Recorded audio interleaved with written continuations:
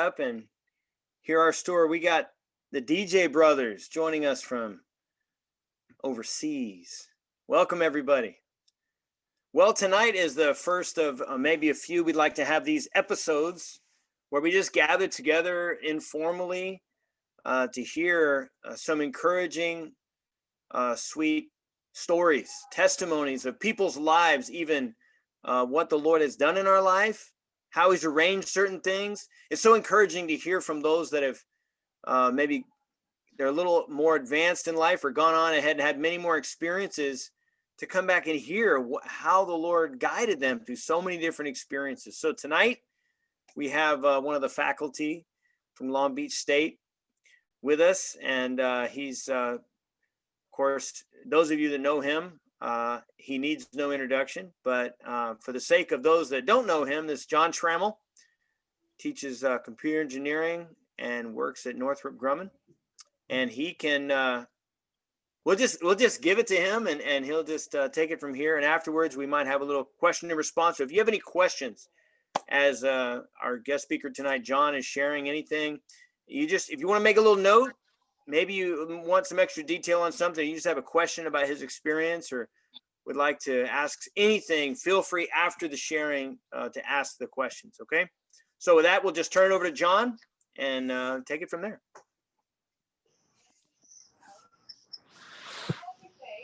Muted.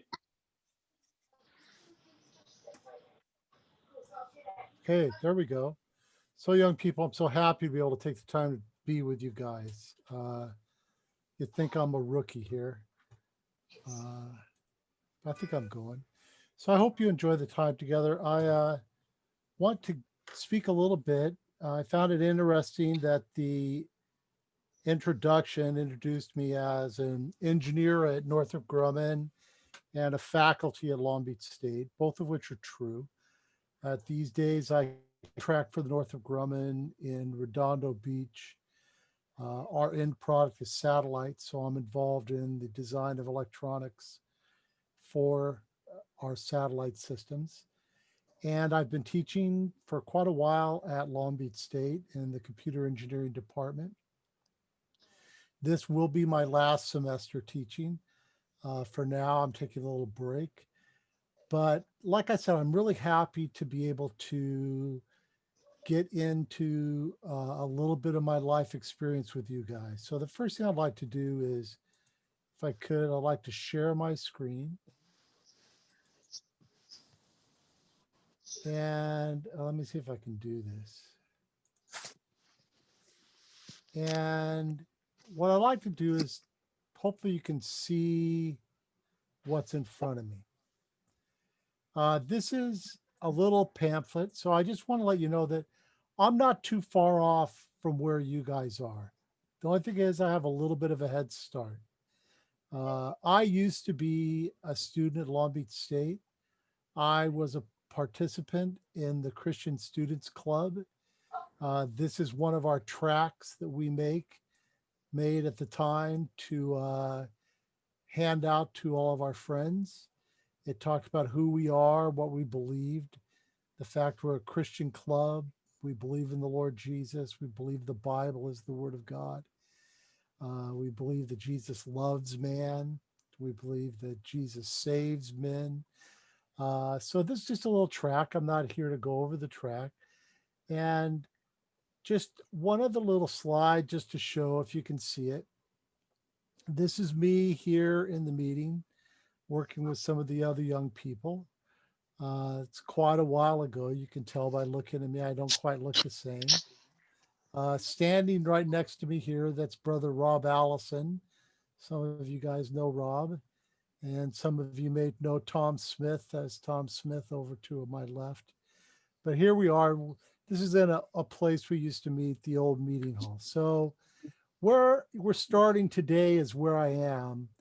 But what I want to chat a little bit about, so let me stop sharing. Hopefully I didn't just kill us. Can we stop sharing? There we go. So what I'd like to do is just give you my experience. So I was not unlike a lot.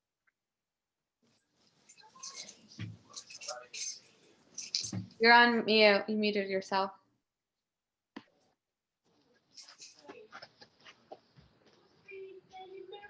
What happened? What happened to his sound? John, your sound was going great, and then it just cut out. Did it get unplugged?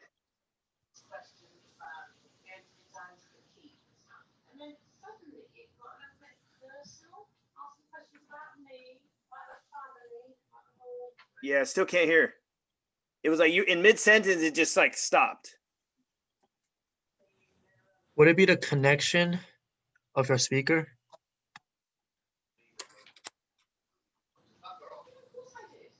How about now? You're good. Yeah, Oh, you're you can back. hear- Okay, excellent. So I just want to say that I'm not too much different. I was born in Compton. My parents, when I was about 2 years old, moved us to a city north of Glendale called La Crescenta. And kind of the story of my life was we moved into a 2-bedroom house, and I had 2 older sisters. So you can imagine what happened, that when we moved into the new house, I was 2 years old. My parents took 1 bedroom. My 2 sisters took the other bedroom. So I got the garage. So as a young person, till I was about 14 or 15 years old, I lived in the garage at my house.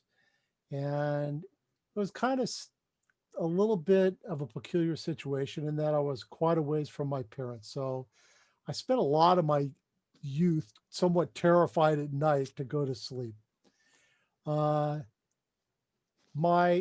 family, my parents were, I guess you could say, alcoholics. They both smoked heavily. So, in that respect, I was happy to be able to go to sleep in a room with fresh air. Uh, Neither of them cared for the Lord at all. So, for me to have ever become a Christian is really remarkable. Wow. And I really needed help. So, curious enough, when I was only about 4 or 5 years old, all the kids in those days would hang out on the street all day long and come home. And it turned out about 3 or 4 houses down from mine, there was Mr. Miss Holmstead and Mr. Freeling, 2 retired missionaries from South America. And they were living there. And Miss Holmstead loved to collect all the young people, the 5, 6, 7-year-olds in the neighborhood. She would serve us cookies, give us a little treat to drink, and tell us Bible stories. And she would also teach us rudimentary Spanish. But what I remember the most, one day after she preached the gospel and told me about Jesus, and by that time, I had had a sense about who Jesus was because my parents would take us and drop us off at a local Baptist church. But she was the first one that took the initiative. She told me that if I wanted to, I could ask Jesus to come into my heart. So, as about a 5 or 6 year old, I could still see the scene. I'm in her living room. There's a carved elephant magazine rack, and we got on our knees and I prayed. And I prayed and I asked that Jesus would come into my heart. Now, without a doubt, I had not a lot of understanding. I had a clear sense that I should do it at the time. But as far as knowing any of the truths of the Bible or even knowing it myself, I had no idea. Wow. But what I realized was that my loving God, who wanted me for himself, he allowed this missionary to come to my neighborhood, to lead me to open myself up to the Lord. And what I've always described it as is like a fisherman today catches a fish, that you have the line and the hook. The Lord sunk the hook into my heart. And although I didn't fully realize it at that time, that allowed the Lord to direct me by tugging me on my inside. Uh, my childhood was fairly unremarkable. I've mentioned that my parents would take me to the local Baptist denomination, and it wasn't always so glorious. One amusing story I remember was sometimes I would go, sometimes I wouldn't, depending on when my parents took us. So one week I was there just after they had discussed Elijah going to heaven in a fiery chariot. And so they opened up the next week and said, who went to heaven in a fiery chariot? So there must have been 30 kids at least in the children's meeting. We all raised our hands. Who got called on was me. So when I responded Moses, I was the laughing stock of everybody in the room. But still, it didn't change the way I felt about the Lord. So I'm going to skip forward a little bit. So through junior high, I went to the Baptist church. But when I got to high school, I got involved in a club called Young Life. And Young Life was a high school club that we would gather once a week, sing songs, and they would share something about the Lord. And so at the same time, I played football. So I was on the football team. And so it was kind of a dichotomy because I spent half my time in one atmosphere with my friends on the football team. Then I spent the other half of my time with my friends in Young Life, the Christian meeting. But my heart for the Lord was still genuine, even though I have to admit I had a little bit of a trouble in high school maintaining a good walk with the Lord.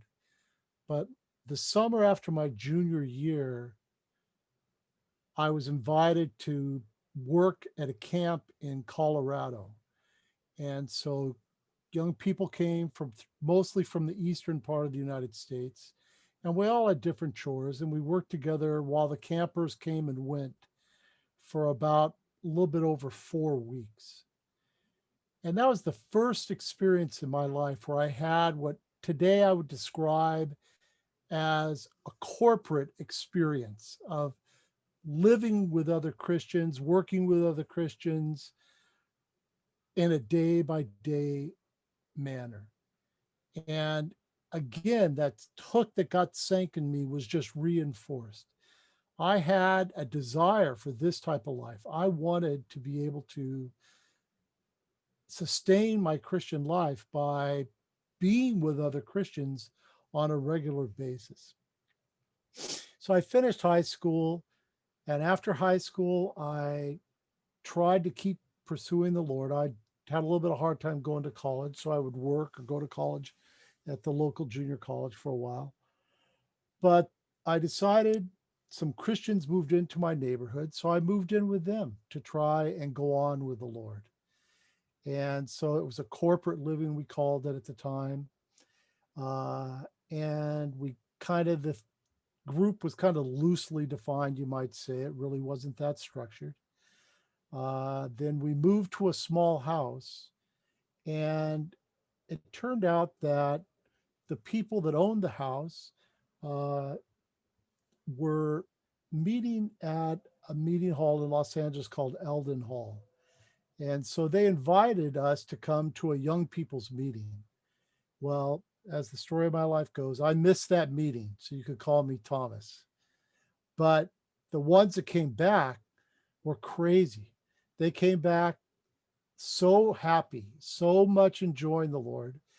Uh, they told me I could call on the name of the Lord, and they encouraged me to come with them to the church in Los Angeles. Now, at the time where I lived was very on the top of the Los Angeles area. We didn't go to Los Angeles for anything other than maybe a Dodger game. So I didn't go. But these guys, so their names are Doug and Roz Carlson. I don't know if you know them today, but some of you may know them.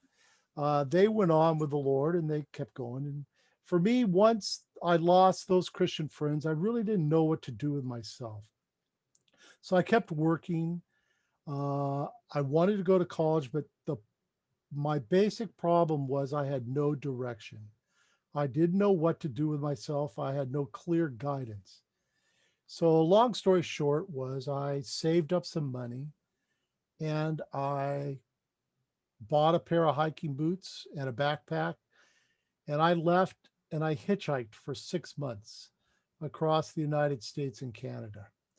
So I traveled quite a while. And fortunately, the Lord was gracious to me in that I never got into any trouble or any kind of a bad situation.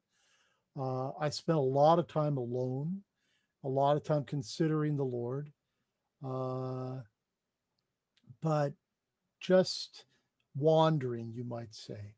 I felt like I needed to be someplace, but I didn't know where to go. Uh, I ended up in New Brunswick, which is on the far east coast of Canada. I'd run out of money. And so I told them I was from Vancouver, Canada, and they gave me a job working in a potato harvest. So I was able to stay there about 3 weeks working on the potato harvest. And while I was there, I got my mail. And my mail, my parents forwarded to me. There was a letter from a friend of mine who wasn't a Christian.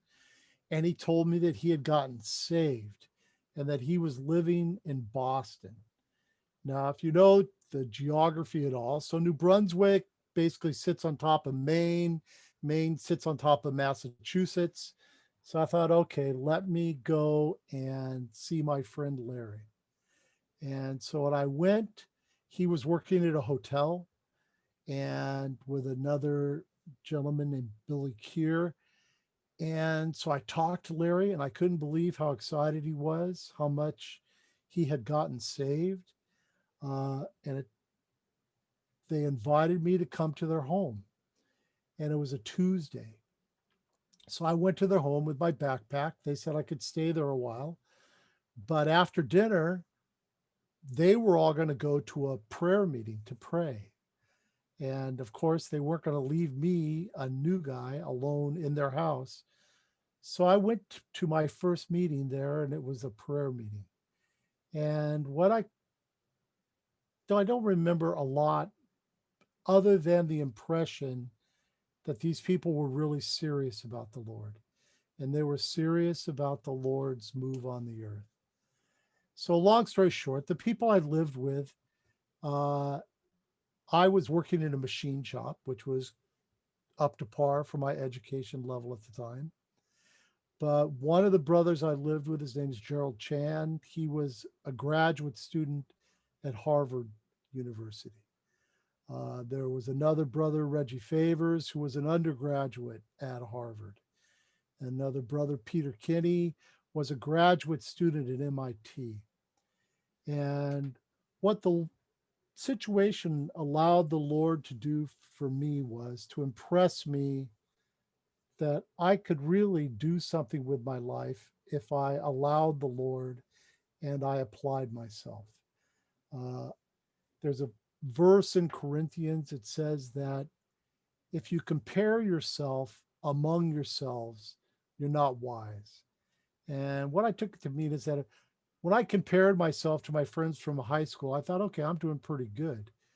But when I compared myself to Gerald Chan and Reggie Favors and Peter, I realized I am so far behind. But the Lord shaped in me a desire to go to school to try and develop myself so that I could develop into what today I would call a proper vessel. For a while, when I was hitchhiking, I wasn't such a proper vessel, but I wanted to go on. And it seemed like I finally had a way. So, due to circumstances, uh, I got married and then we moved back. I moved back to Southern California and we moved back to Long Beach. And when I came back to Long Beach, I started to go to school and I went to Long Beach City College, and there was another good number of brothers who were with me, Christians, and we began to develop a heart for the gospel as well as a heart for excelling in our studies. And so that's when I realized, hey, I can do this. I realized that my problems hadn't been that I wasn't capable. My problems had been that I didn't know how to study. So I returned, went to school with the brothers at City College, then eventually at Long Beach State. So I'm somewhat back to where I began. So there are a lot of different aspects I would like to share about, but you realize I only had about 20 or 25 minutes. So I don't want to go too much longer. But the theme that I have as a takeaway from my experiences, our God is a loving God. And our God is a God who lovingly guides us through all of our situations and circumstances. His desire is that we could, as Christians, develop into a genuine testimony of the Lord today. But it's not always so easy, as evidenced by my travels. But I absolutely believe that the Lord is faithful to fulfill his word. And that if we're able to open up ourselves to give the Lord a way within us, that he will be able to take us on, and hopefully he'll be able to reach his goal as well. So maybe that's good enough. I didn't give you many gory details. I don't want to emphasize the gory details, but hopefully you can see that. And we talked a little bit about miracles. No miracles. I never saw a vision of the Mother Mary or anything, but without a doubt, for me to meander through the United States and Canada, come up really with no problems, no situations or concerns, and be led to such a loving group of Christians in Boston, to me, that is a marvelous miracle. Wow. That the Lord could have such a way to continue to seek us and then find a way to arrange our circumstances that we could be in what you could call the right place at the right time. Amen, saints. Very good. Thank you, John. This is our first time doing this, so we're learning as we go. But we felt good to ask if there are any questions anyone has. You'd like to ask anything to John or respond in any way.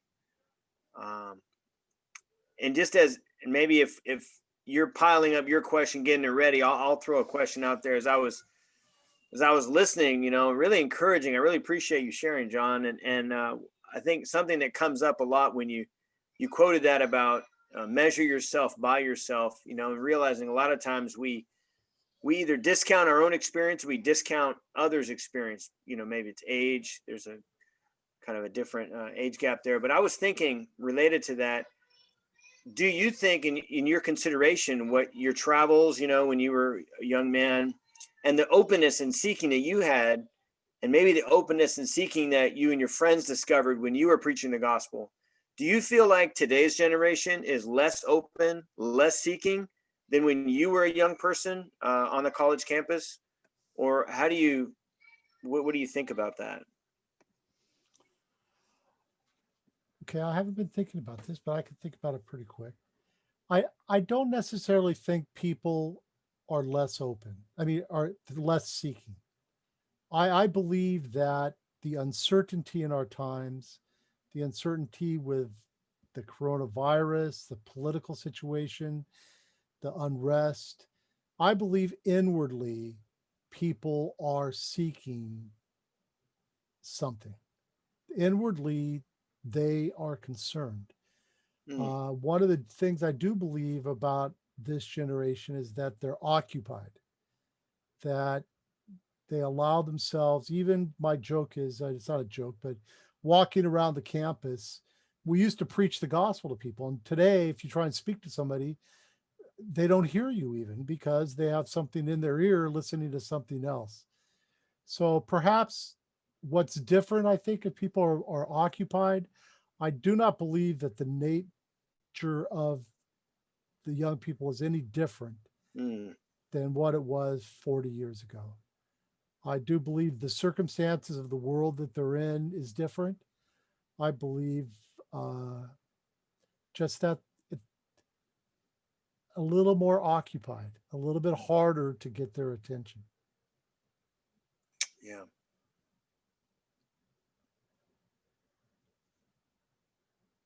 But let me say this. I mean, for I'm going to expose myself a little bit. So today we live in a day, there's political unrest, there's, a virus. I didn't have a virus. But when I grew up, it was equally uncertain. I grew up at the end of the Vietnam era. There were student riots. One of the reasons I went to Massachusetts was that, forgive me, I had heard that New York City had been dumping their waste off a shelf, a continental shelf, and that it had congealed to the texture of mayonnaise and was ready to float back to the shore and poison the whole eastern seaboard. So I wanted to see the eastern seaboard before the blob hit. Anyway, just kind of let you know a little bit of my mindset. So I do think that people's lives are equally as uncertain and equally inwardly unsettled. My honest feeling is that the younger generation today is a little occupied. And so getting past that initial veil is a challenge.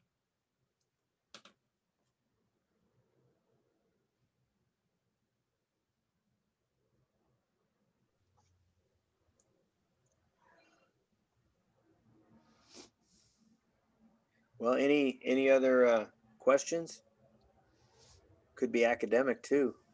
You guys are making me feel like I see, I still lecture every week. So in my 201 class, I have 50 some odd students and I'll speak for an hour and ask them, do you have any questions?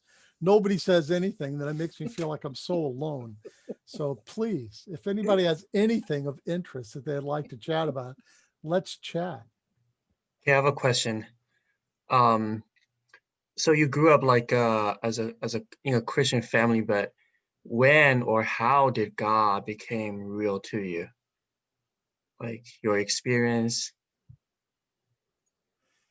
Well, there were times I cannot deny that the consolation of the Lord was real to me because as a young person, from time to time, you inevitably find yourself in a crisis situation.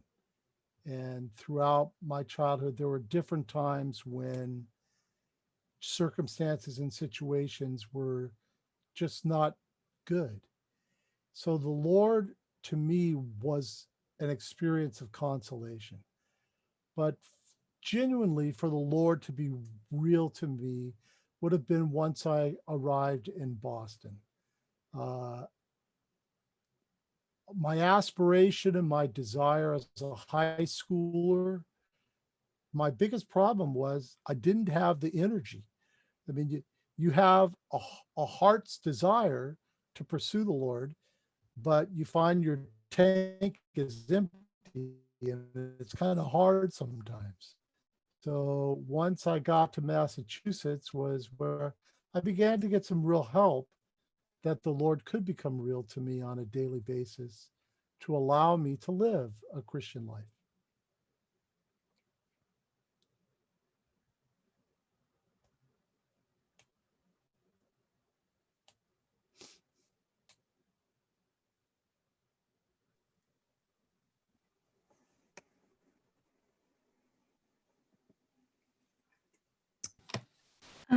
Did you always know that you wanted to be a professor, or was that kind of a little later? Oh, it's totally later. My father kept telling me to go sheet metal. He wanted me to be to work in a trade and be a part of a union. Uh, when I first got out of high school, I did a lot of carpentry, which was not fine carpentry, but mostly framing houses, hanging drywall, stuff like that. And that's when I realized I'm not quite cut out for this. Physically, mentally, I had the skills, but there was something missing. So it really wasn't until uh, I met the Christians in Boston. And what was totally different for me in that experience was I found out that a huge part of the Christian life is speaking. Up to that point in time, I hadn't spoken that much. So even when I first arrived in Boston, I used to work as diligently as I could to be able to stay up with conversations. I mean, my mind was a little bit scattered in those days, but just even to maintain a train of thought. But as a Christian, to speak and to be able to speak for the Lord, to speak forth the Lord, that helped me a lot. And then after I got my degree, and I got my master's degree, uh, I had the opportunity to teach at a junior college in Huntington Beach, and I took them up on it. So it was really the circumstances at that time. I never thought I would end up at Long Beach State, but once I began, I realized I'm pretty good at this stuff. But as far as the inclination, it really came from becoming comfortable speaking. And how I did that was with the Christians that I was meeting with. It was a training on how to speak. I mean, we weren't speaking philosophical or political things. We were speaking for the Lord. But it was a training for me. It was an aspect of my life that had never been developed. So it was really the Lord's guiding. And then the reason I've stayed for the last 25 years teaching was because I was good at it, and I enjoyed it, but also I wanted to be with young people. And I always hoped the Lord would have a way among them.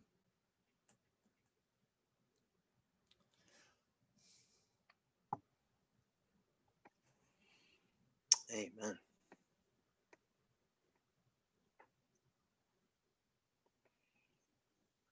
Well, we have a few more minutes if somebody wants to fire another question. Or John, if anything comes up, go. I have like a question.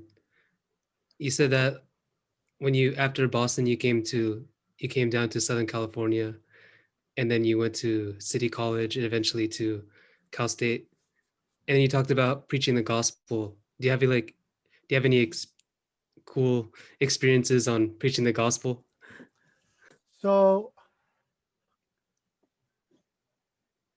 we had a heart's desire. So to us, I would say our attitude as Christian students at Long Beach State was that we were primarily on campus for the Lord. And our education was something we needed to be faithful to maintain and to do well at. But we were there for the Lord. And we would preach the gospel. In the middle of the campus in front of the bookstore, there is a speaker's platform. Periodically during the semester, we would get the permission and go to the speaker's platform and preach the gospel. So we didn't do it a lot, but we did do it. It was always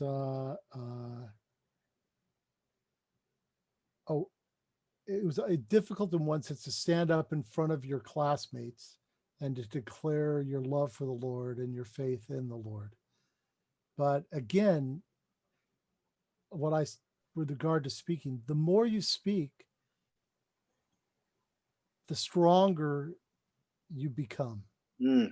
The more you preach the gospel, the more that the Lord has a way. So I didn't show it to you, but maybe I'll show the brothers.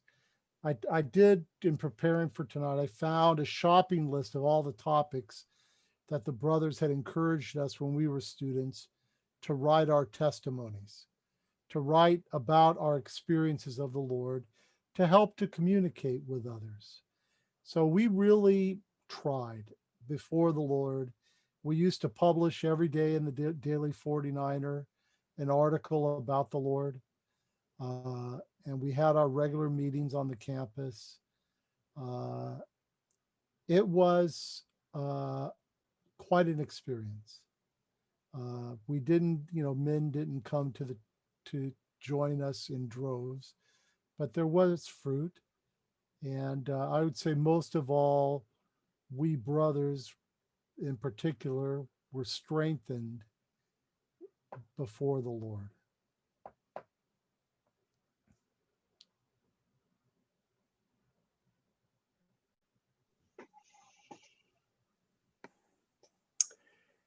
Awesome.